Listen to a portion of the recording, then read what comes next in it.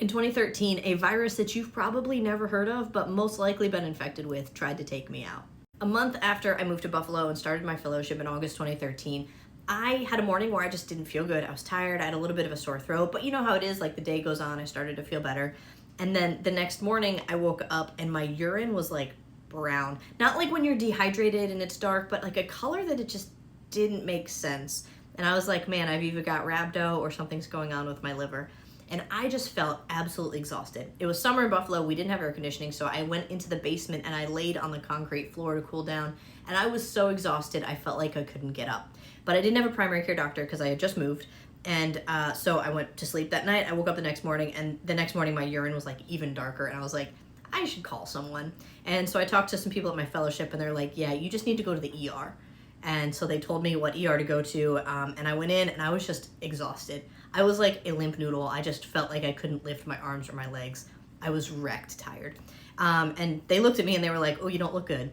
And they grabbed some labs, and my liver enzymes were in the 800s, which they're supposed to be like 30 to 50. So those like really high, and my bilirubin was a little high as well. So I had some sort of liver injury of some sort. They did ultrasounds, they did a CAT scan, couldn't figure out what was going on, sent a bunch of viral studies off, and they admitted me to the hospital. And they actually did a PT consult because they were concerned about me going up the stairs at my house. There was lots of testing, there were lots of consults, there were lots of IV fluids, and my numbers ended up peaking and then started to come back down, and I started to feel better.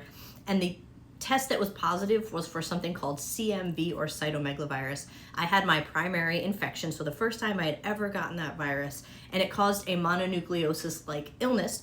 EBV is the most common cause of mono that people hear about, but CMV also can cause it. And so I had a large spleen and a big inflamed liver because of this virus. CMV is a really common virus. 1 in 3 5-year-olds has already had it, and over 50% of people at 40 years old have had it. Many people have no symptoms at all. Those who do have fatigue, fever, a little bit of a sore throat, maybe a headache, some lymph nodes, but you can get a mononucleosis-like illness where you get a big spleen and large liver.